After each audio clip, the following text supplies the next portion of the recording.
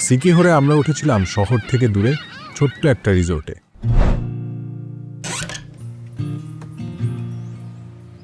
একদমই চাকচিক্যহীন সাদামাঠা সাধারণ একটা রিসোর্ট, কুড়ে ঘরের মতো ছোট ছোট রুম, যার থেকে বেরিয়ে কয়েক কদম হাঁটলেই সমুদ্র।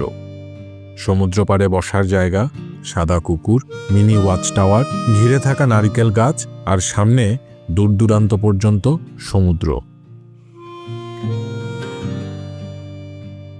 সাগর পাড়ের সহজ সাধারণ জীবন আর অজানা কারণে উদাস হওয়া মন নিয়ে আরও একটা দিন কিছুই না করে কাটিয়ে দিলাম।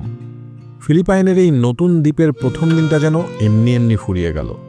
আমার এত তাড়া নেই, তাছাড়া আমার মনে হয় মাঝে মধ্যে আমাদের দিনগুলোর এরকম এমনি এমনি ফুরিয়ে যাওয়ার দরকার আছে। এমনি ফুরানো দিনের কাছে জিম্মি হয়ে সিকিহোরের প্রথম প্রহর কাটল শান্তিতে।